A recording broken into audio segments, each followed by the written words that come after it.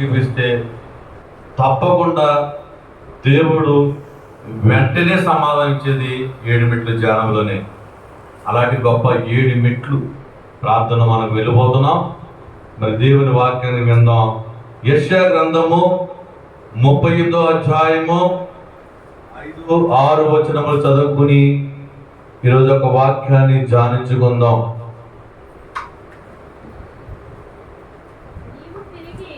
నీవు తిరిగి హిజ్కియా యొద్దకు పోయి అతనితో ఇట్లనుము, నీ పితరుడైన దావీదు దేవుడైన యెహోవా నీకు సెలవిచ్చుచున్నదేమనగా, నీవు కన్నీళ్ల విడిచిత చూచితిని, నీ ప్రార్థన నేను అంగీకరించుతున్నాను. చిన్న ప్రార్థన. మహోన్నతుడానికి అందరము స్తోత్రము తండ్రి. ఈ వాక్యము బోధిస్తుండే ప్రభువా, మీ ఆత్మని మా మీద కుమ్మరించండి. నీ దాసుడైన నన్ను మీ సిలువ సాటును మరుగుపరుచుకోండి. మీరే మా మధ్యకు వచ్చి మాతో మాట్లాడమని మంచి బోధకుడైన యేసయ్య నామమున అడుగుచున్నాం తండ్రి. ఆమేన్. ప్రియమైన సహోదరి సోదరుడా, దేవుడు మాట్లాడినప్పుడు దేవుడి వైపే మనం చూడాలి. దేవుడు మన మాట వినాలని కోరుకుంటున్నాడు. మనం ఏది కాదు, ఆయన మాట వింటే చాలు. ధన్యురాలు ధన్యుడు. ప్రియమైన సహోదరి సోదరుడా, ఈరోజు ఆయన మాట మనం శ్రద్ధగా విందాం. ఇక్కడ యెషయా భక్తుడు హిజ్కియాతో మాట్లాడుతున్నాడు. నీ పని అయిపోయింది అని ముందుగా చెప్పి, ఇప్పుడు నీ ప్రార్థన ఆలకించున్నారు ప్రభువారు, నీ కన్నీళ్లు చూచారు, నీ ప్రార్థన అంగీకరించాలని ఒక యెషయా భక్తుడు ఒక హిజ్కియా రాజుతో చెప్తున్న మాట. ఏమంటాడంటే, నీ కన్నీళ్ల చూచితిని, నీ ప్రార్థన నేను అంగీకరించితినని ఆ యొక్క భక్తుడు దేవుడు చెప్పినట్టు చెప్తున్నాడు. ప్రియమైన సోదరి సోదరుడా, హిజ్కియా ఒక రాజు. ఎవరైనా ఒక రాజు జీవితంలో చాలా బాగా వెళ్ళిపోతుంది. వెళ్ళిపోయే సమయంలో ఒక విషాదమైన వార్త ఏంటంటే, అతనికి ఒక క్యాన్సర్ వ్యాధి, ఒక వీపి మీద ఒక పుండు. ఆ క్యాన్సర్ వ్యాధి, మరి ఆనాట్లో క్యాన్సర్కి మందు లేదు, మరి జబ్బొత్తు చనిపోవడమే. యెషయా భక్తుడు వచ్చి, నీ పని అయిపోయింది, నువ్వు ఇక సర్దుకో, నువ్వు మరణిస్తావు ఖాయమని దేవుడు నాతో చెప్పాడు, చెప్పమని అని వార్త అట్టుకొచ్చాడండి. ఎవరో ఒక భక్తుడు, ఎవరో ఒక హిజ్కియా దగ్గరికి. అప్పుడు హిజ్కియా చేసిన ప్రార్థన, కన్నీళ్లతో చేసిన ప్రార్థన, నీ ప్రార్థన నేను అంగీకరించాను, కన్నీళ్లు చూచానని దేవుడు చెప్తున్నాడు. ఇంతకీ హిజ్కియా చేసిన ప్రార్థన ఏంటి? కన్నీళ్లు చూచాను, నీ ప్రార్థన నేను అంగీకరించానన్న మాట ప్రభువారు ఎందుకన్నారు? ఈ మాటలు మనం విశ్లేషించుకుందాం. హిజ్కియా ఏం చేశాడు ప్రార్థన? హిజ్కియా చేసిన ప్రార్థనకి క్యాన్సర్ వ్యాధిని ఎలా కొట్టేశాడు దేవుడు. ఈరోజు మనము కూడా అలాంటి ప్రార్థన నేర్చుకునే వాళ్ళ ఉందాం. అసలు ఏం చేశాడు హిజ్కియా ప్రార్థన? ఈరోజు 4 విషయాలు చెప్తాను, చాలా జాగ్రత్తగా విందాం. మన ప్రార్థన చేస్తున్నాం కానీ ఏదో విధంగా చేస్తున్నామో, ఈరోజు హిజ్కియా చేసిన లాంటి ప్రార్థన నువ్వు చేస్తే హిజ్కియాకి వచ్చిన సమాధానం నీకు కూడా వచ్చేస్తుంది. అర్థమైందండి? హిజ్కియాకి ఏ సమాధానం వచ్చిందంటే, మరణాన్ని కొట్టేశాడు దేవుడు. 15 సంవత్సరాలు పెంచాడు ఆయుష్కాలం. ఏం చేసి ఉంటాడు ప్రార్థన? ఈరోజు మనం చూద్దాం. ప్రియమైన సోదరి సోదరుడా, మన జీవితంలో కూడా, మన జీవితం సాఫీగా పోతున్న సమయంలో ఒక్కసారి అలజడి జరుగుతుంటారు. ఏదో ఒక విషయం జరుగుతుంటుంది. మనస్తాపంలో, మాట పట్టింపులో, అనారోగ్యం స్థితిలో ఒక అలజడి వస్తుంది. అలజడి వచ్చినప్పుడు నువ్వు కంగారు పడకూడదు, కలవరపడకూడదు. దేవుడి వైపు తిరిగి చూడాలని ఈ ప్రార్థన, ఈ సారాంశం అండి. హిజ్కియాకి వచ్చింది వార్త, నువ్వు చనిపోతావని. ఇసుకే అయితే కలవరపడ్డాడు కానీ కుంగిపోలేదు. చాలా మంది ఒక విషయం అంతే కుంగిపోతారు. కుంగిపోతే నువ్వు బలహీనం అయిపోతావు, చేతకానవాడు అయిపోతావు. కుంగిపోకూడదు. కలవరం వస్తుంది. కలవరం నువ్వు ఆలోచించాలి ఏం చేయాలని. కుంగిపోతే నువ్వేమీ చేయలేవు. కుంగిపోయేవాడు అవిశ్వాసి, దాన్ని ఎదుర్కొనేవాడు విశ్వాసి. అంతే కదండి, ఎదుర్కోవాలి ప్రతి విషయముని. ఈరోజు ఇసుకే ఏం చేశాడో ప్రార్థన మనం శ్రద్ధగా విందాం. మనము చేస్తే అలాగే ప్రార్థన మనకి సమాధానం చేస్తుంది. అయితే ఇసుకే చేసిన ప్రార్థన 38వ అధ్యాయము 3వ వచనం చూద్దాం. యెహోవా యథార్థవంతుడనై సత్యముతో నీ సన్నిధిలో నడుచుకొనును, నీ దృష్టికి అనుకూలముగా సమస్తమును నేను ఎట్లు జరిగించుదునో కృపతో జ్ఞాపకము చేసుకొనుము. ఇక్కడ ఇసుక చేసిన ప్రార్థన ఈ వచనములోనే 4 ఉన్నాయండి. యథార్థమైన సత్యముతో చేస్తున్నాడు. మొదటిది ఏంటంటే యథార్థమైన సత్యముతో. రెండవది నేను ఎట్లా నడుచున్నాను, నీ దృష్టికి అనుకూలముగా, నీ దృష్టికి అనుకూలంగా చేస్తున్నాను, నీ దృష్టికి అనుకూలంగా ఉన్నాను అని రెండో మాట కనబడుతుంది. మూడోది ఏం కనబడుతుంది ఇక్కడ చూద్దాం. మూడోది ఎలా ఉందంటే నీ కృపతో నన్ను జ్ఞాపకము చేసుకో అని కనబడుతుంది. నాలుగవది కన్నీళ్లు కనబడుతున్నాయి. మొదటిది యథార్థ హృదయముతోను సత్యముతో నేను ప్రార్థన చేస్తానని ప్రార్థన ఎత్తుకున్నాడు. రెండవది అయా నీకు అనుకూలంగా నేను నడుచుకున్నాను అని రెండవ ప్రార్థన ఎత్తుకున్నాడు. మూడవది నీ కృప ఉండేది కానీ ఈ ప్రమాదం నుంచి బయటపడలేనని మూడవ ప్రార్థన ఎత్తుకున్నాడు. నాలుగవది కన్నీళ్లు విడిచాడు. మొట్టమొదటి మనం చూద్దాం. దేవుడు చెప్తున్న మాట యథార్థ హృదయముతో నేను నడుచుకున్నాను. మన ప్రార్థన చేసేటప్పుడు యథార్థ హృదయముతో ఉండాలి లేదండి. మారు మనసు తగినట్లుగా మనం నడుచుకోవాలి. మనసులో ఒకటి, ప్రార్థన ఒకటి ఉండకూడదు. అర్థమైందండి. ప్రార్థన చేసేటప్పుడు పూర్తిగా దేవునికి సమర్పించేసుకోవాలి. మనసులో ఒకటి, నీ మాట ఒకటి ఉండకూడదు. నీ ఆలోచన ఒకటి, నీ మాట ఒకటి ఉండకూడదు.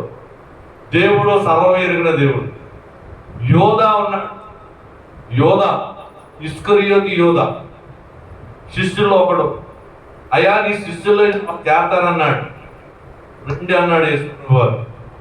యేసుప్రభు వారికి శిష్యుల్లో ఒకడు అయ్యాడు ఇస్కరియోతు యోధా. కానీ అతని మనసులో వేరే ఉందండి. తన ఉద్దేశం వేరు. తన ఉద్దేశం ఏంటి? ధనం సంపాదించాలి, దేవుని వెంబడించాలని కాదు. అర్థమైందండి. మనసులో ఒకటి, అతను నడిచింది ఒకటి.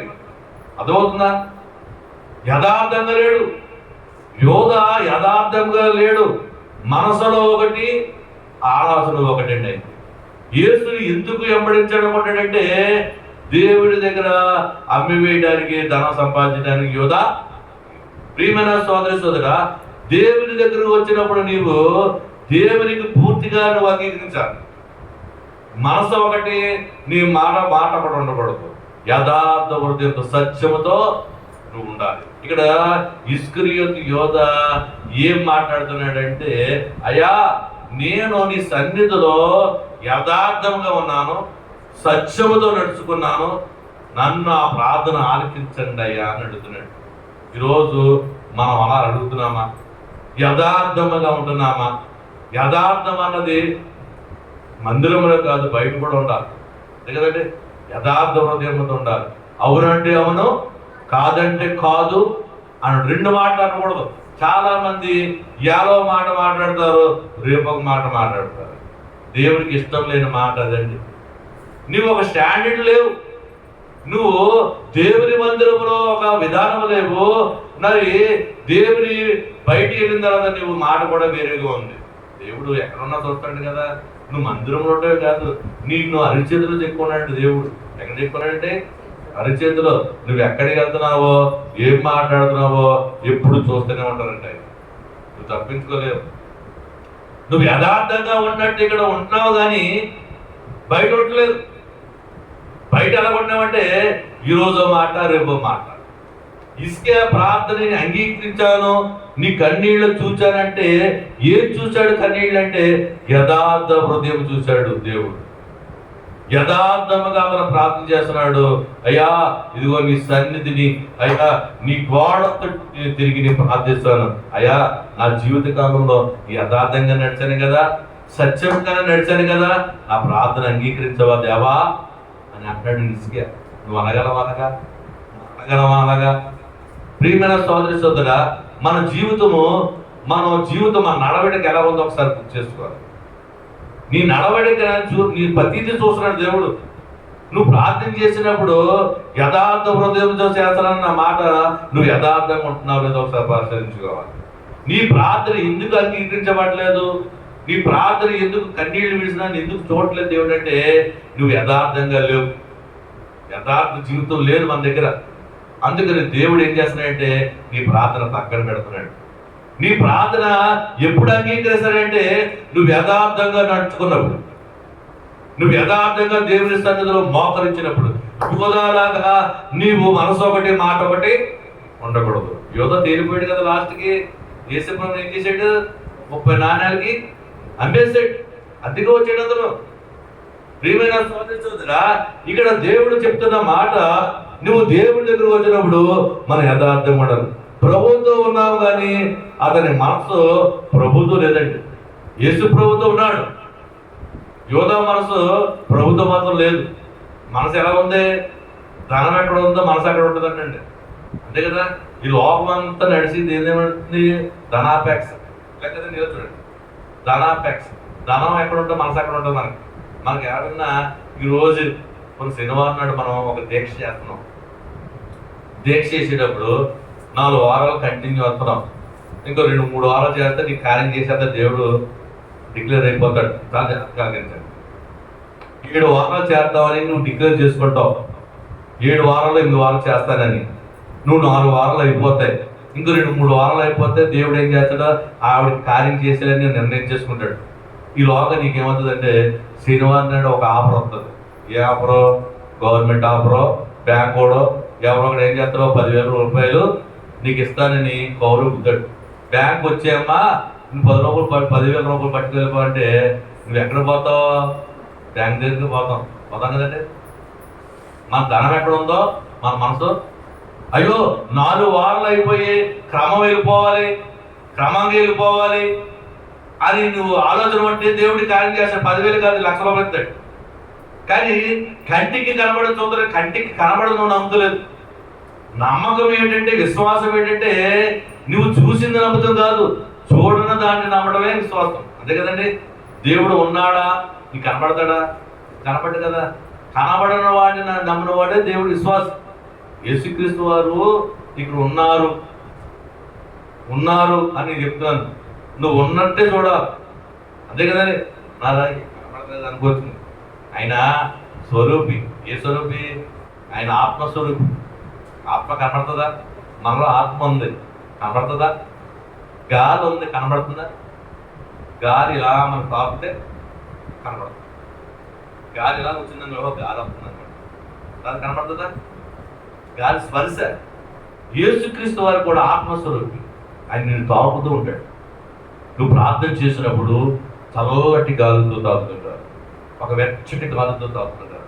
అదే స్పర్శ. దేవుడు యొక్క ఉన్నాడు అని చెప్పడానికి నీకు ఏంటంటే గాలిలా నీకు తాగుతుంటాడు, అగ్నిలా దిగి వచ్చి నీలో మంటం దిగుతుంటాడు. దేవుడు ఉన్నాడు అని చెప్పడానికి అది సూచన. గాలి ఉంది. ఇప్పుడు గాలి లేకపోతే మనం ఉండగలవా? గాలి లేకపోతే మన ఒంట్లో ఆక్సిజన్ ఉండదు. గాలి కనబడుతుందా? మరి కనబడతలేదు. దేవుడు కనబడుతున్నాడా? మరి కనబడతలేదు. దేవుడు ఉన్నారు ఇక్కడ. దేవుడు ఎప్పుడు కనపడతాడంటే నీకు గాలి గట్టిగా వేసినప్పుడు నీ గాలి అబ్బా ఎంత నల్లగా ఉందని చూసారా? యేసయ్య నువ్వు ప్రార్థన చేసేప్పుడు నీకు తగులుతాడు ఆ యేసయ్య అనుకుంటావు. ప్రియమైన సోదరి సోదరుడా, దేవుడు ఏమంటాడంటే ఇస్కియా ఎలా చేశాడో ప్రార్థన వాళ్ళకి యథార్థ హృదయముతో సత్యముతో నేను నడుచుకున్నాను, నా ప్రార్థనవు అంగీకరించని ఇక్కడ హిజ్కియా మాట్లాడుచున్నాడండి. ప్రియమైన సోదరి సోదర, రూతు మోయాబురాలు ఒక ప్రాంతం అయిందండి. రూతు తెలుసు కదా, నయోమి కోడలు. నయోమి బెత్లెహేము వాసురాలండి. ఒక ఇద్దరు కోడలు ఉన్నారు. ఆ ఇద్దరు కోడలు ఒక కోడలు వేసింది, ఒక కోడలే వెంబడించింది. ఎలా వెంబడించింది? యథార్థ హృదయముతో. ఎలాగ వెంబడించిందండి? యథార్థ హృదయం. అయ్యా రూతు, నువ్వు ఎక్కడ చచ్చిపోతే నేను ఎక్కడ చచ్చిపోతాను, నీవు ఎక్కడ ఉంటే అక్కడే ఉంటాను, నీకు ఏ ఊరు అవుతే ఆ ఊరే నాదని యథార్థ హృదయంతో రూతుని వెంబడించిందండి. నయోమిని ఏ వదిలేసి వెంబడించింది? ఆ మోయాబులో ఉన్న అన్య జనాంగాన్ని వదిలేసింది. అక్కడ సమృద్ధి ఉందండి. ఎక్కడండి? మోయాబులో. అక్కడ అనేక రకాలు ఉన్నాయి. అన్ని వదిలేసుకుని రూతుని వెంబడించింది. నువ్వు కూడా ఎవరిని వెంబడించాలి? యేసుని యథార్థ హృదయంతో వెంబడించాలి. రూతుని నయోమిని వెంబడించిందండి. రూతు తెలుసు కదా, రూతు నయోమిని వెంబడించిందానికి ఎందుకు వెంబడించిందంటే, ఆ రూతు దగ్గర నేను సుఖం పొందుకుంటాను, నెమ్మది పొందుకుంటాను, సంతోషం పొందుకుంటానని యథార్థ హృదయంతో మరి రూతుని వెంబడిస్తే, రూతు మరి ఆ గృహాన్ని తీసుకెళ్ళి ఆమెను బోయాజుకు పెళ్లి చేసిందండి. బోయాజు ఎవరంటే గొప్ప ధనవంతుడు. చూసారంటే రూతు యథార్థం వచ్చింది. యథార్థ హృదయాన్ని దేవుడు ప్రేమిస్తున్నాడు. నువ్వు యథార్థంగా ఉండాలి. ప్రియమైన సోదరా, దేవుడు చెప్తున్న మాట ఈరోజు మనం యథార్థంగా వెంబడిస్తున్నామా? రెండోది, దేవుని దృష్టికి అనుకూలంగా ఉన్నాను, అనుకూలంగా ఉండి సమస్తము చేస్తున్నానని అక్కడ హిజ్కియా భక్తుడు చెప్తున్నాడండి. హిజ్కియా దేవునితో చెప్తున్నది, ప్రభువా నేను నీ పని చేసి ఉన్నాను, నీ సేవ చేసి ఉన్నాను, నీవు నాకు అప్పగించిన పనిని నేను చేసి ఉన్నానని చెప్తున్నాడు. నీకు అనుకూలంగా చేశాను. ఎవరికి అనుకూలంగా అండి? దేవునికి అనుకూలంగా. చాలా సార్లు మనము దేవునికి అనుకూలంగా మనకు అనుకూలంగా చేస్తాం, అంతే కదండి. దేవుని అనుకూలంగా ఏంటంటే తెల్లవారుజాము దేవుడు కోరుకునేది అదే. ఇక నువ్వు చీకటి ఉండగానే నువ్వు ప్రార్థన చేయమంట. ఇక నువ్వు చీకటి ఉండగానే మనం ఏం చేస్తున్నాం? మెలుకొచ్చాక చేస్తాం. అంటే నీకు మెలుకొచ్చినప్పుడు చేస్తున్నాం. అంటే ఏంటంటే నీకు అనుకూలంగా చేస్తున్నావు తప్ప దేవునికి అనుకూలంగా చేయట్లేదు. నీకు హిజ్కియా అన్నాడు, అయ్యా నీకు అనుకూలంగానే తెల్లవారుజామున ప్రార్థన చేశాను, నీకు అనుకూలంగానే సమయానికి మందిరానికి వచ్చాను, నాకు అనుకూలంగా. మనం ఏం చేస్తాం? మన పనులు ముగించుకుని వస్తాం. మనకు అనుకూలంగా ఉంటేనే వస్తాం. ఎండ కాస్తే రాం, వర్షం పడితే రాం. అంటే చెప్తున్నా చేస్తున్నాం కదా.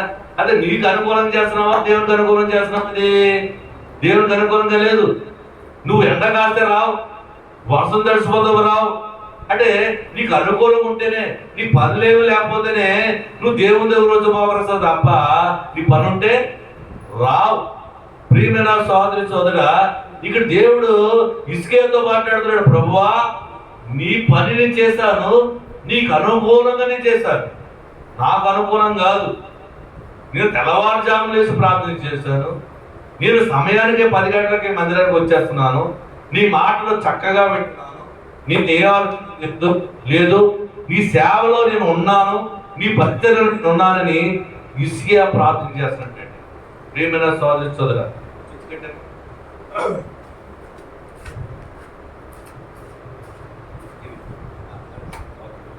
ఇక్కడ చాలా జాగ్రత్తగా ఆలకించాలి. హిజ్కియా ప్రార్థన ఎందుకు అంగీకరించాడు? మన ప్రార్థన ఎందుకు అంగీకరిస్తలేదు? మన ప్రార్థన చేస్తున్నాం కానీ మన ప్రార్థనకి సమాధానం రావడంటే ఏంటి కారణం? ఒకసారి ఆలోచించు. హిజ్కియా చేసిన ప్రార్థన వెంటనే సమాధానం వచ్చేసిందండి. ఏంటి హిజ్కియా చేసిన ప్రార్థన? అయ్యా ప్రార్థన అంటున్నాడు, అయ్యా నీకు అనుకూలంగా నేను ఉన్నాను కదా, నేను యథార్థ హృదయంతో ఉన్నాను కదా తండ్రి, నా ప్రార్థన ఆలకించవా, నా ప్రార్థన వినవా, నాకు ఆ వ్యాధిని తీసివేయవా అని హిజ్కియా దేవుడితో అడుగుతున్నాడు. నేను చేస్తున్నాను, నాకు ఎందుకు చెయ్యు అన్నట్టుగా. అదే అని నాకు ఇచ్చి మీరు శోధించండి దేవుడు. ఏమంటాడండి? నాకు ఇచ్చి నువ్వు శోధించు. ఏంటిచ్చి? సమయం నాకు ఇచ్చి ప్రార్థన చేసి వాక్యం చదువుతుంటే ప్రతి ఉదయకాలం చదువుతాడు. అయ్యా నేను చేస్తున్నాను కదా, నాకు ఎందుకు చేయవు? ఇసుక అలాగే చేస్తున్నాడు ప్రార్థన. ఏం చేస్తున్నాడు? నీకు అనుకూలంగా నేను ఉన్నానయ్యా, నాకు ఎందుకు చేయవు ప్రభువా, నాలో ఏమైనా ఉందా అని ఆ ఇసుక దేవునితో మాట్లాడుతున్నాడు. ప్రియమైన సోదరా, మనం ఎప్పుడు కూడా దేవుని దగ్గర వైట్ పేపర్లో ఉండాలి, మచ్చా డాబు లేని వారికి. దేవుని దగ్గర మనం నిజాయితీగా మనం ఆ దేవుని అడగాలి. ఆయన సర్వం పెరిగిన దేవుడు, ఆయన మోసం చేయలేము. నీ మనసు తెలుసు, నీ ఆలోచన తెలుసు, నీ ఉద్దేశం తెలుసు. దేవుని దగ్గర మన అబద్ధం ఆడలేము. అయ్యా నీకు అనుకూలంగా ఉంటున్నానా అని ప్రార్థన చేసి ఇలా ఉండాలి మనం. నాకు అనుకూలం కాదు, నీకు అనుకూలంగా నేను వస్తున్నాను, నాకు చేయవద్దండి అన్నాడు. ప్రియమైన సోదరా, ప్రార్థనలో చాలా సీక్రెట్స్ ఉన్నాయండి. నువ్వు అలాగని చేస్తే దేవుడు అంటే చేస్తాడు. చాలా మంది 37 గ్రామాలు వెళ్తుంటే అనేక సంస్థలు అడుగుతున్నారు ఏంటి, వాళ్ళు నిజంగా పెద్ద పెద్ద వాళ్ళే ఇప్పుడు నుంచో వెళ్తున్నారు, కానీ అంశాలు నెరవేరట్లేదు. ఎందుకు అవుతలేదు? వాళ్ళ యథార్థ హృదయంతో లేదు, సత్యముతో ప్రభువా ప్రభు అంటే పని అవుతలేదు.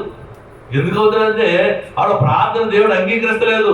హిజ్కియా ప్రార్థన అంగీకరించినట్లుగా వారి ప్రార్థన అంగీకరించట్లేదంటే ఎందుకు అంగీకరిస్తారంటే వారి ప్రార్థనలో యథార్థత లేదు, వారి విశ్వాసంలో యథార్థత లేదు. వాళ్ళకి ఇష్టమవుతూ కష్టమవుతూ మానేస్తారు.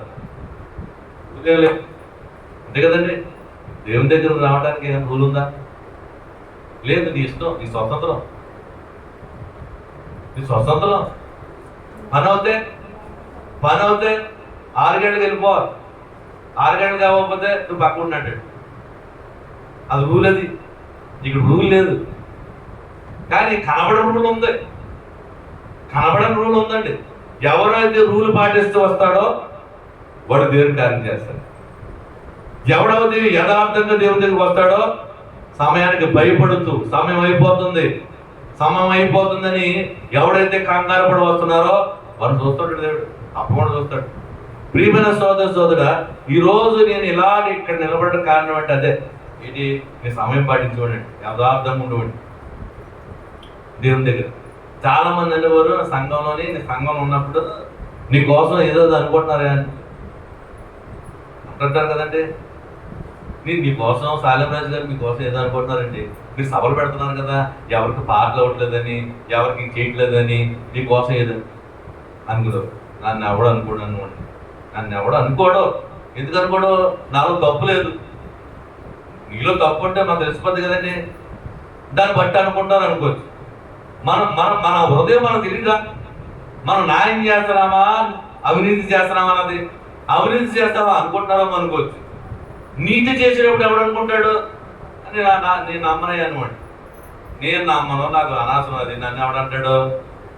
నన్ను ఎందుకు అంటాడు? నన్ను ఏమని అంటారు ఎవడనని? నేనేం చేస్తున్నానని? నేనేం తప్పు చేస్తున్నానా? నేను చేయట్లేదే. నాకు అలాంటప్పుడు నన్ను ఎందుకు అంటారు అన్నట్టు ఉండేవాడు నేను. అందుకని దేవుడు ఈ యథార్థ హృదయం దేవుడు చూసి ఏం చేశాడు? దేవుడు సేవకుడుగా అభిషేకించాడు. దేవుడు అంటే తెలియదు నన్ను, వాక్యం అంటే తెలియదు నన్ను, ప్రార్థన అంటే తెలియదు నన్ను ఈరోజు దేవుడి సన్నిధిలో నిలబెట్టుకుని దేవుని వాక్యం చేశానంటే అది యథార్థంగా ఉన్నాను కాబట్టి.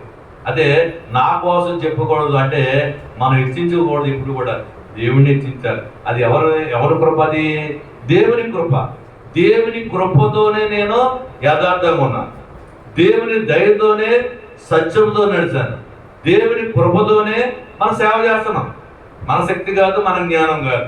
ప్రియమైన సోదరా, ఈరోజు హిజ్కియా ప్రార్థన దేవుడు అంగీకరించాడు. నీ కన్నీళ్ళని చూచితని నీ ప్రార్థన నేను అంగీకరించాను.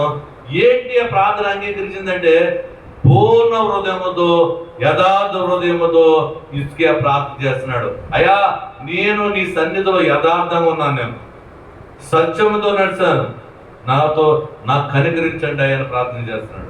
రెండోది ఏమని ప్రార్థన చేస్తున్నాడంటే, అయ్యా నీకు అనుకూలంగా నేను ఉన్నాను, నీ పని చేశాను, నాకు అనుకూలంగా నేను లేను, నేను అనుకున్నప్పుడు రాలేదు, నువ్వు నడవమంటే నడిచాను, కూర్చోమంటే కూర్చున్నాను. అంతే తప్ప నా ఇష్టం చేయలేదు, నీ ఇష్టమే నేను జరిగించాను, నా ప్రార్థన అంగీకరించాడు. నువ్వు అనగలవు, మనం అనగలవా? అనగా ఒకసారి ఆలోచించండి. మన హృదయంలో మనం టెస్ట్ చేసుకోవాలండి. దేవుడు ఎప్పుడు ఇవ్వడానికి సిద్ధంగా ఉంటాడు. ఆయన ఎన్నో నిధులు ఉన్నాయి, అక్కడ సిలువలో ఎన్నో నిధులు ఉన్నాయి, ఎన్నో సంపద ఉంది. ఈ సంపద అంతా నీకే. భూమి మీద పరలోకం నాకు అధికారం ఉంది, సర్వాధికారం నాకు ఉంది, నువ్వు తీసుకో అని దేవుడు చెప్తుంటే మనం తీసుకోలేకపోతున్నాం. తీసుకునే విధానం చెప్తున్నాడు. ఎలా తీసుకోవాలి? నువ్వు యథార్థ హృదయం ద్వారా సమయానికి రా. నీ హృదయంలో మాట ఒకటి, మనసు ఒకటి ఉండకూడదు. నువ్వు దేవుని దగ్గర నువ్వు ఎలా ఉండాలట? యథార్థ హృదయంతో ఉండాలని దేవుడు చెప్తాడు. కనీసం అది కూడా మనం చేయలేకపోతాం. నీ కానుకలు కాదు దేవుడు అడిగేది. నువ్వు ఉత్తరించే ప్రార్థన చేసినా ఉపయోగం ఉంది, నీ సమయం పాటించకపోతే. ఒకటే అడుగుతున్నాడు, కన్నీటితో ప్రార్థన చేసి మనం మొక్కలేసేసిన దొల్లేసిన ఆ ప్రార్థన వ్యర్థమే. ఎందుకంటే నీ మనసు ఒకటి, నీ మాట ఒకటి. నువ్వు గడప దాడితే గడప లోనమ్మ శాంతమ్మ, గడప దాడితే సూర్యకాంతమ్మ, అంతే కదా. గడపలో మందిరంలో శాంతమ్మ, మందిరం బయట సూర్యకాంతం. సూర్యకాంతం ఎలాంటిది? గొడవ అవుతుంది అంతేకాదు. గోడలు ఎక్కి సింహాలు ఉంటాయి కదా, అలా ఉండవు. నువ్వు ఎక్కడ ఎలా ఉన్నావో బయట కూడా సాగానే ఉండాలి. దేవుడు ఎందుకు చెప్తున్నాడు తెలుసా? వాక్యము నీకు ఎందుకు చెప్తుంది తెలుసా? నువ్వు పొందుకోగలను. నా దగ్గర నిధులు ఉన్నాయి, నువ్వు తీసుకో. తీసుకుంటే మార్గం ఏంటంటే యథార్థంగా నా దగ్గర రా. నా దగ్గరే కాదు, యథార్థంగా బయట కూడా యథార్థంగా ఉండు. నన్ను అడుగు, నీకేం కావాలో నీకు ఇస్తాను. నేను ఎక్కడ నిలబెడతావు, నీకు ఏది కావాలో ఇస్తాను అని అన్నాడు తప్ప నువ్వు ఎప్పుడు పడితే ఎప్పుడు వచ్చేసి ఎలా ఉంటే అలా ప్రార్థన చేసేస్తే నాకు ఏంటంటే చేయట్లేదు దేవుడు, ఎన్నాళ్ళు బట్టి వెళ్తున్నానండి, ఎన్ని రోజులు బట్టి ప్రార్థన చేసినా దేవుడికి కనికరం లేదండి, దేవుడికి జాలి లేదండి, దేవుడు అన్యాయిస్తుండండి, నాకే వస్తున్నాయి కష్టాలు, నాకే బాధలు అని ఎవరినంటారో ఏసైని అంటుంటారు. అర్థమైందండి? ఏసై నీ కష్టపెట్టే దేవుడు కాదు. నిన్ను క్రమంగా రావయ్యా, నువ్వు తీసుకెళ్ళు. ఇదిగో ఇక్కడ రేషన్ ఉంది, ఉచితం, నీకు రేషన్ అంతా, నీకు ఏది కావాలో తీసుకెళ్ళు. ఇప్పుడు రావాలి, సమయానికి రా, సమయానికి ముందరై తాము ఎప్పుడు వేయాలి, సమయానికి. నువ్వు ఎప్పుడో వస్తే నాకేంటి అని దేవుడు అంటుంటే సమయాన్ని మనం రాకపోతాం, తాంబైపోతాం. విధేయత కలిగిన వాడు దేవుడికి మంచి ప్రవక్త కలిగిన వాడు ఉంటాడంటే విధేయత. దేవుడు వచ్చిన తర్వాత మనం రాకూడదు, దేవుడు ముందే మనం రావాలి. అధికారులు మనం స్కూల్లో గేట్లు వేసిన తర్వాత గేట్ తెస్తాడా? అది వేసే తర్వాత గేట్లు తీసే ఉంటాయి. ఇప్పుడు మొత్తం దేవుడు అంటే తీర్పు భయం లేదు. భయముతోనూ వణుకుతోనూ ఎదురురా. ప్రియమైన అబ్రహాము ప్రార్థన చేసినప్పుడు అన్నాడంటే, ప్రభువా ధూళి వంటి వాడిని, తుమ్మె వంటి వాడిని, అయ్యా నీతో మాట్లాడొచ్చా అంటే పర్మిషన్ తీసుకుంటాడు. ఏసేతో మాట్లాడతాడు. ఎవరంటే అబ్రహాం విశ్వాసికి తండ్రి, నిరీక్షణ గలవాడు. అలాంటి అబ్రహామే దేవుని దగ్గరకు వచ్చినప్పుడు వణుకుపోతూ భయంతో, ప్రభువా నీతో మాట్లాడొచ్చా, నేను ధూళి వంటి ప్రభువా, దుమ్ములంటి వాడి తండ్రి, నాకు అవకాశం ఇస్తావా అని అడుగుతాడు. మనం ఏంటో డైరెక్ట్ ప్రభువా తండ్రి నాకు సహాయం చేసే అంటే నువ్వు ఎలా ఉందండి, నువ్వు తగ్గించలేదు, నువ్వు అదార్థతో అడిగినట్టు ఉంటుంది. నువ్వేమడగలే, ఫస్ట్ ప్రభువా నీకు వందనము తండ్రి, అర్హత లేదు నాకు, అర్హత ఇచ్చావు తండ్రి, అంత గొప్ప ధన్యత అయ్యా, నీకు సమీపంగా నన్ను తీసుకొచ్చావయ్యా, అయ్యా నీ కృపతో నన్ను నీ సన్నిధానం నిల్చోబెట్టావు తండ్రి, నీకు వందనములు ప్రభువా అన్నట్టు మొదలెట్టాను. అంటే దేవుని కొనియాడుతూ మాట్లాడాలి. దేవునికి మహిమను కొనియాడుతూ మాట్లాడుతుంటే అక్కడ ఉన్న కూర్చున్న యేసయ్య మనసు తగ్గిపోతుంటుంది. అయ్యో నన్ను ఎంత పొగుడుతుంది, నేనేనంట అంతా నేనే చేశానని నా బిడ్డ ఒప్పుకుంటుందని ఎంతో జారైపోతాడని కరుణమ్మడి కదైనా కరిగిపోతాడు. అంటే మన మాటలతో ఏసేని కరిగించేది. ఇప్పుడు మన తండ్రిని చిన్నప్పుడు ఎలా కరిగించేవాడు, నాన్న ఎక్కువ ఎక్కువ ఎక్కువ అంటే ఏం చేసేవాడు, రూపాయి చేసేవాడు. జాలి కలిగించాలి. ఒక వ్యక్తిని జాలి కలిగిస్తేనే మాకు సహాయం చేస్తాడు, అంతే కదండి. నా ఇస్తావేమో అంటే ఇవాళ రూల్ ఉందా ఏమంటాడు. ప్రియమైన సోదరి సోదరా, దేవుని సన్నిధిలో మనం ఉన్నప్పుడు ఇస్కేలాగా మనం ప్రార్థన చేయాలి. ఇస్కే ఏం చేశాడో మనం నేర్చుకోవాలి. బైబిల్ గ్రంథంలో ఏ భక్తుడు ఎలా చేశాడో అది నేర్చుకుంటూ ఆ విధంగా మనం నడిస్తే ఆ భక్తుడు పొందుకునే భాగ్యములన్నీ మాకు వస్తాయి. అదే కానీ ఒక స్టోరీ వినేసినట్లుగా వెళ్ళిపోకూడదు. దావీదు ఎవరో, నా హృదయానుసారుడు అన్నాడు దేవుడు. ఎందుకు హృదయానుసారుడు? దావీదు రాజు అయ్యాడు రాజు. అంతకుముందు రాజు ఎవడు? సౌలు రాజు దిప్పేసి దావీదును రాజు చేశాడు. రాజు అయిన దావీదు అంతఃపురం వెళ్ళాడు. అంతఃపురం వెళ్ళి రాజు ఏమనాలి, సైన్యం ఎంత ఉంది, డబ్బు ఎంత ఉంది, ఖజానా ఎంత ఉందని లెక్కలేసుకోవాలి రాజు. కానీ దావీదు అలా లెక్కలేదు. ఏమడుతున్నాడంట? దేవుని మందసము, యెహోవా మందసం ఎక్కడ ఉంది? ఏమడుతున్నాడు అక్కడ? దేవుణ్ణి అడుగుతున్నాడు అక్కడ. రాజు అయిన దావీదు అక్కడ అడిగేది ఏంటయ్యా, మన సైన్యం ఎంత ఉంది, యుద్ధాలు చేయడానికి ఈ యొక్క బాంబులు ఎన్ని ఉన్నాయి, కటారాలు ఎన్ని ఉన్నాయి, కత్తులు ఎన్ని ఉన్నాయి అడగట్లేదు. యేసయ్యని అడుగుతున్నాడు. అయ్యా ఓ ప్రభువా, ఏదమ్మా మందసం ఏది, యెహోవా మందసం ఎక్కడుంది, పదండి తీసుకురాద్దాం. మందసం లేకుండా మనం ఏం చేయలేం, దేవుడు లేకుండా మనం నడవలేం అని దావీదు మొదట మందసాన్ని ఎదిగాడు. అందుకనే దావీదు ఏమయ్యాడు? హృదయానుసారుడు అడిగాడు. మనం నేర్చుకోవాలండి. మనం వచ్చామంటే వాక్యము నేర్చుకోవాలి, ప్రార్థన నేర్చుకోవాలి. నువ్వు దేవుడు అడిగినప్పుడు నేను యథార్థంగా ఉన్నాను తండ్రి, నాకు సాయం చేయవా అని అడిగాడు. 2, నేను అనుకూలంగా ఉన్నాను ప్రభువా, నాకు సహాయం చేయని దేవుని అడగాలి. రోమీయులు రాసిన పత్రిక చూద్దాం, 12వ అధ్యాయము 2వ వచనము.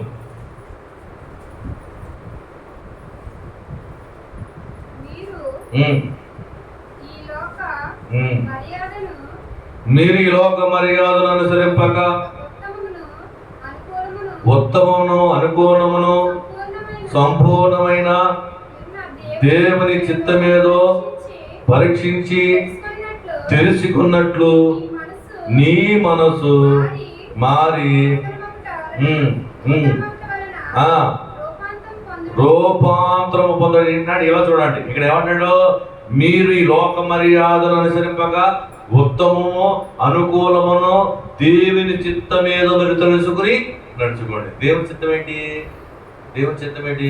నువ్వు పెందరగానే లేవటం దేనికి ఇష్టం? దేవుని చిత్తం అది. నువ్వు ప్రార్థించు. మొదటి అడుగు, మొదటి మాట యేసయ్య సన్నిధిలో ఉండాలి. ఆయన చిత్తం అది. ఇంకా ఆయనకి ఇష్టం ఏంటి? నువ్వు పెందరగాడే దేవుని దగ్గర రావడానికి ఇష్టం. ఒక ఆదివారమే కాదు, ఒక శుక్రవారం కూడా నువ్వు దేవుని దగ్గరికి వెళ్ళాలి. ఏంటి? సిలువ ధ్యానాలు ఉంటాయి. సిలువే విలువైనది. అంటే కొంతమంది శుక్రవారం పెట్టుకుంటారు, కొంతమంది శనివారం పెట్టుకుంటారు. మనము శనివారం పెట్టుకున్నాం, సిలువ ధ్యానం అనుకోండి. ఈ శనివారం నాడు సిలువ దగ్గర రావాలి. సిలువలో విలువన్న దేవుని చిత్తము, దేవునికి ఇష్టం ఏంటంటే నా దగ్గర రా అన్నాడు దేవుడు.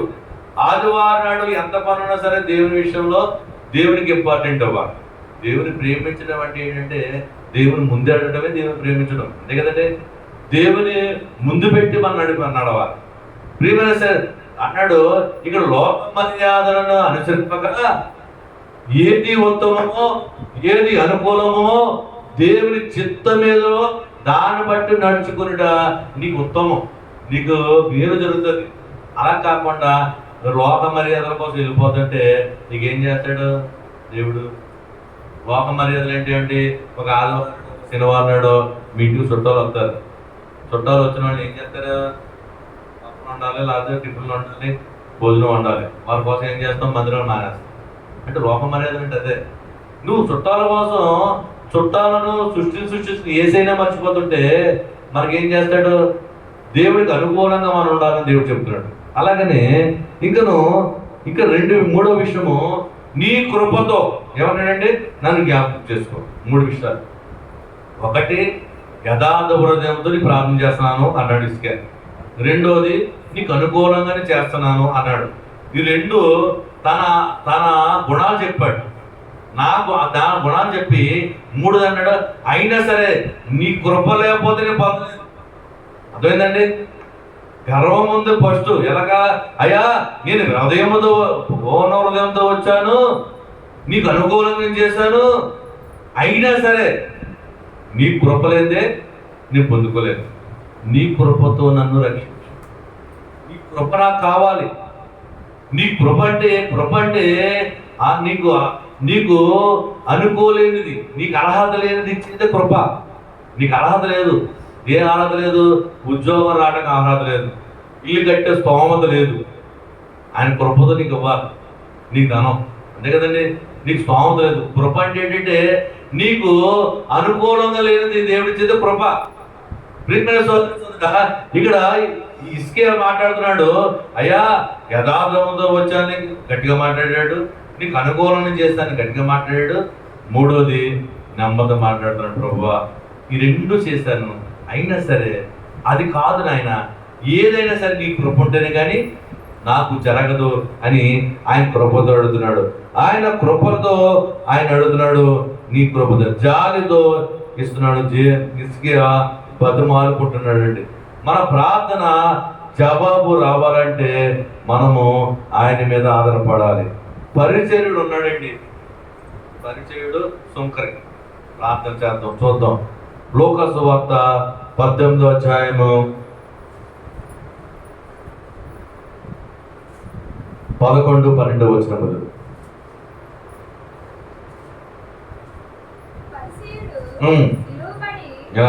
చూడ పరిచర్యుడు నిలవబడి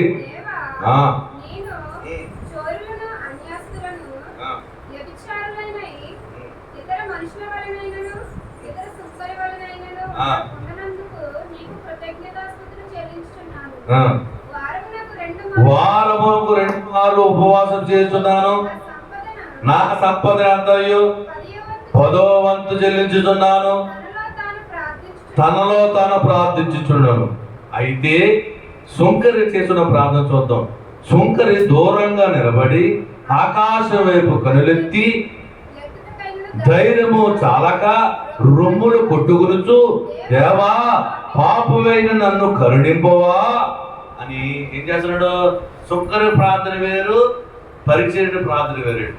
పరిచర్యుడు చేస్తున్న ప్రార్థన, అయ్యా నేను 2 మార్లు వచ్చేస్తున్నాను, 10 ఆదివారం మానకుండా వచ్చేస్తున్నాను, నీకు దర్శనం భాగం ఇచ్చేస్తున్నాను, నీకు కానుకలు ఇచ్చేస్తున్నాను, నా ప్రార్థన ఆలకించమని తను హెచ్చించుకుంటూ ప్రార్థన చేస్తున్నాడు. మరి ఈయన ఏం చేస్తున్నాడు? సుంకరి. అయితే సుంకరి దూరంగా నిలబడి, అవచ్చా ప్రభువా, ఈ దగ్గరికి రావచ్చా నాయన అన్నట్టుగా మాట్లాడుతున్నాడు. ఆకాశం వైపు కనులెత్తి ప్రభువా అంటూ చూస్తూ, అలాగనే ధైర్యము చాలక రొమ్ములు కొట్టుకునుచు, అయ్యా నేను పాపిని ప్రభువా, పురుగు వంటి వాడిని, చచ్చిన కుక్కలాంటి వాడిని ప్రభువా అని తను తాను తగ్గించుకున్నట్టు చేస్తున్నాడు. చూసారండి? పరిచర్యుడు చేసిన ప్రార్థన, సుంకరి చేసిన ప్రార్థన దేవుడు ఎవరు అంగీకరించాడంటే సుంకరి చేసిన ప్రార్థన అంగీకరించాడు, పరిచర్యుడు చేసిన ప్రార్థన అంగీకరించలేదు. పరిచర్యుడు ఏం చేస్తున్నాడు? అయ్యా నీకు ప్రార్థన చేస్తున్నాను, నీకు కానుకలు ఇస్తున్నాను, నీ మందిరానికి వస్తున్నాను, అన్నీ చేస్తున్నాను, నన్ను దీవించు అని గర్వంతో హెచ్చించుకుంటూ మాట్లాడుతున్నాడు. సుంకరి ఏమంటాడు? అయ్యా తండ్రి అని ఉరుకుతూ ఆకాశం వైపు కనులెత్తి గుండెలు బాదుకుంటూ, రొమ్ములు బాదుకుంటూ, అయ్యా నేను పాపిని, నీ పురుగు వంటి వాడిని, నీ ధూళి వంటి వాడిని ఒదిగి సుంకరి ప్రార్థన చేస్తున్నాడు. ఎవరు ప్రార్థన అంగీకరించి చూద్దాం. అక్కడ మాట్లాడాడు కదా, చూద్దాం. 14వ వచనము చూద్దాం. రొమ్ములు కొట్టుకొంచెం పాపమైన ప్రార్థన పలికను. 14 వచ్చి చూడమ్మా. ఇతడు నీతిమంతుడిగా తీర్చబడి తన ఇంటికి వెళ్ళనని మీతో చెప్పుచున్నాను. తను తాను హెచ్చించుకున్నవాడు తగ్గింపబడునని, తను తాను తగ్గించుకున్నవాడు హెచ్చింపబడునని చెప్పారు. చూసారండి? ఇక్కడ హెచ్చించుకున్న ప్రార్థన దేవుడు అంగీకరించాడు. తాను తగ్గించుకున్నవాడు ప్రార్థన అంగీకరించాడు. సోదరుడా, ఇక్కడ హిజ్కియా ఏం చేస్తున్నాడు? ఏం చేశాడు? తగ్గించుకుంటాడు. అయ్యా, నీ కృపతోనే, నీ రోజునే నీకు ప్రార్థన చేశాను, నిన్ను నీ యథార్థంగా నీ హృదయంలో నేను ఇచ్చాను, నీ చెప్పింది చేశాను, అయినా కానీ అది కాదు తండ్రి, నీ కృప లేకపోతే నేనేమి చేయలేను ప్రభా అని ఏం చేసుకున్నాడు? అక్కడ తగ్గించుకున్నాడు. ప్రియమైన సోదరుడా, ఈరోజు నువ్వు తగ్గించుకుంటే ప్రార్థన దేవుడు అంగీకరిస్తాడు. నువ్వు హెచ్చించుకుంటే దేవుడు నిన్ను హెచ్చించడు. నువ్వు తగ్గించుకునే చేయాలి. 4వది కన్నీటి ప్రార్థన చేశాడు. కన్నీరు. చాలామంది పొడి ప్రార్థన చేస్తారు. దేవుడికి ఇష్టం కాదు. నువ్వు అంగలార్చాలి. ఎందుకు అంగలార్చాలంటే నువ్వు పశ్చాత్తాపం పడాలి. నువ్వు చేసిన పాపానికి, నువ్వు చేసిన దేవునికి దోహానికి నువ్వు పశ్చాత్తాపం పడితే దేవుడిని దీవిస్తాడు. ఎందుకు కన్నీళ్ళు అంటే మనం చేయలేము. ఆయన చెప్పినట్టు మనం చేయలేకపోతున్నాం. మన సమయానికి రాకపోతున్నాం. ఏదో అడ్డు ఏంటండి, మనం ఉంటున్నాం కానీ మన ఆలోచనలు ఎక్కడో ఉంటున్నాయి. ఇది తప్పే. కానీ ఏసేసి ప్రార్థన చేసేటప్పుడు అన్నీ ఒప్పుకోవాలి. ప్రభువా, కన్నీళ్ళతో ప్రభువా నన్ను క్షమించువా అన్నాడు. ఈ కన్నీళ్ళు ప్రార్థన ఏం చేస్తుందో తెలుసంటే నీ హృదయంలో ఉన్న చెత్తను పుట్టేస్తుందండి. నీ హృదయంలో చెత్తను పుట్టేస్తారండి. ఇప్పుడు ఏట్లో నీళ్లు ఉంటాయి. ఏట్లో నీళ్లు ఉన్నప్పుడు పక్కన రాళ్ళు నునుపు అయిపోతాయండి.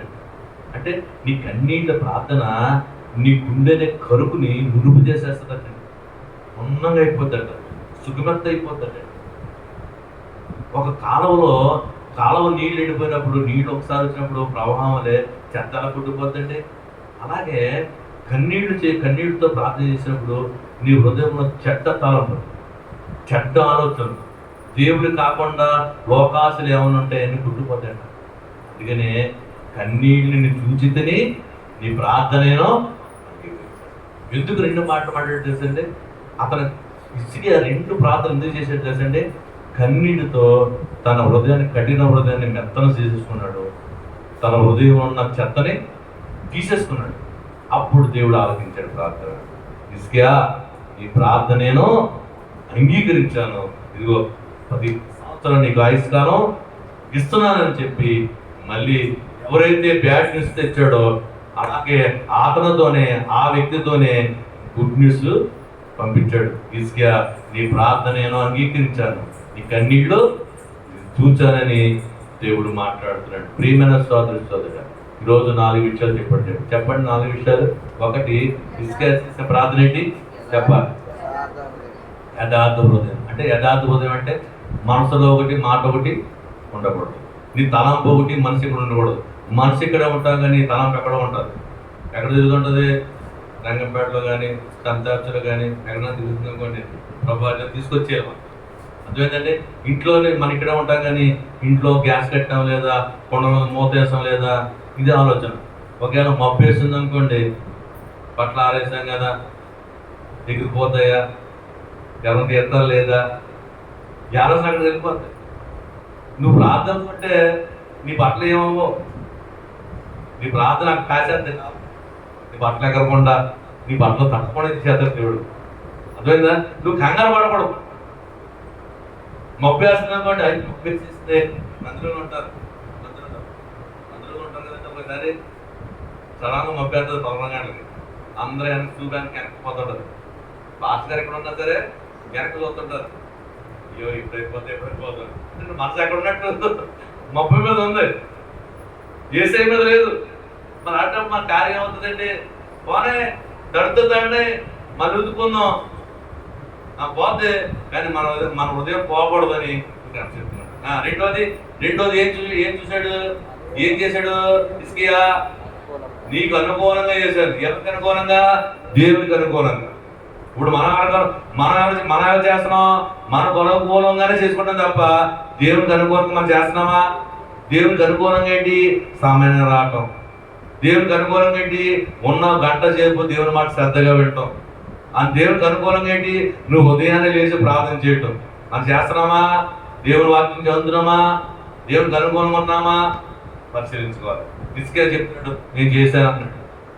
నేను కూడా చెప్తున్నాను, నేను చేశాను, నేను చెప్తుంటాను. ఎందుకంటే నేను చేశాను కాబట్టి. మీరు చేశారో లేదో మీ హృదయం తెలుస్తుంది. మీరు కూడా ఏసైకి చెప్పాలి, అయ్యా నేను చేశాను తండ్రి అని.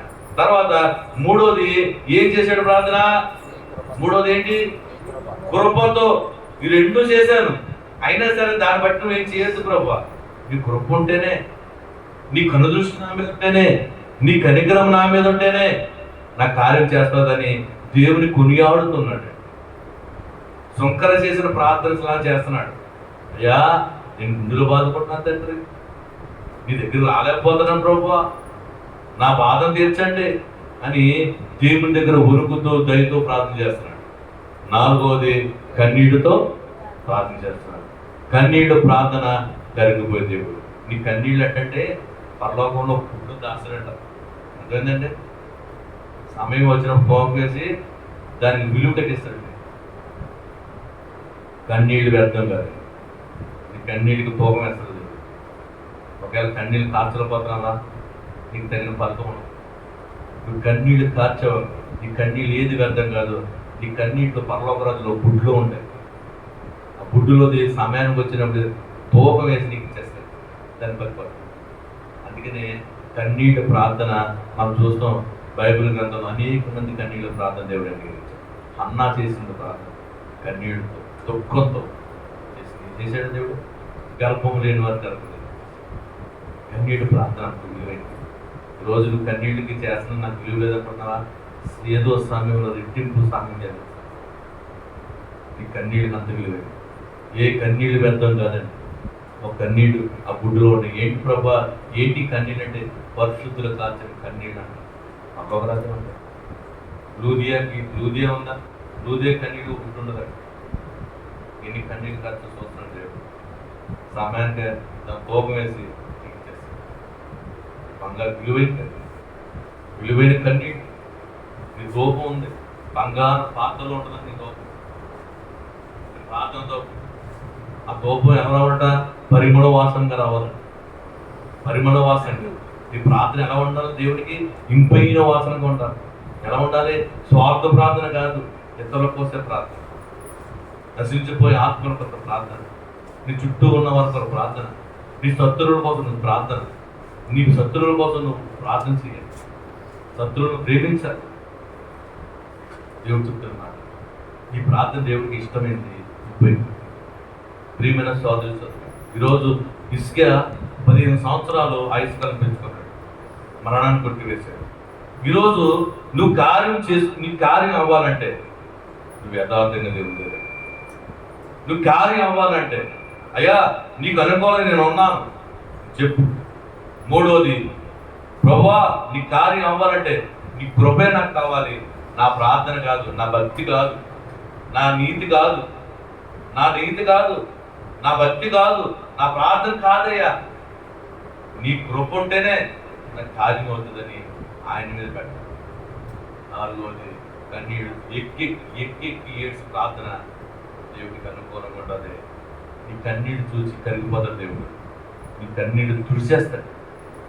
మార్తా మరియ లాజరు చనిపోతే ఏడుస్తుంటే యేసు ప్రభు నుంచి యేసు ప్రభు కూడా ఏడ్చారంట. వాళ్ళిద్దరు ఏడుస్తుంటే నువ్వు ఏడుస్తుంటే ఆయన ఊరకన ఉండలేడండి. ఆయన కూడా కన్నీళ్ళు కాచేస్తాడు, పరిగెత్తుకుని దగ్గరికి వచ్చేస్తాడు. నా బిడ్డ ఏడుస్తుంది, నా బిడ్డ కన్నీళ్ళు తుడవాలని వేసే కరిగిపోతాడు. నీ కన్నీళ్ళు చూసి చాలామంది చేసే పని ఏంటంటే కన్నీళ్ళు వదలలేదు. కన్నీళ్ళకి పరలోకం రాజ్యంలో సింహాసనం ఏసయ్య పరిగెత్తుకుని దగ్గరికి వచ్చేస్తాడు. నా బిడ్డ ఏడుస్తుంది, నా బిడ్డ కన్నీళ్ళు తుడిచేయాలని ఏసయ్య దగ్గరికి వచ్చేస్తాడు. ప్రియమైన స్వాతంత్రం, ఈరోజు నువ్వు అనేటువంటి ప్రార్థన చేసుకుంటే దేవుడి పక్షాన్ని కార్యం చేస్తాడు. దేవుడు కరిగిపోయేది, నీకోసం కరుణామూర్తి అయినా జాలిగా దేవుడు నీ కన్నీళ్ళు చూసి కరిగిపోతాడు ఆయన. అటువంటి ప్రార్థన మనం చేద్దాం. దేవుడి మాటలు దీవించడం కాక ఆమేన్.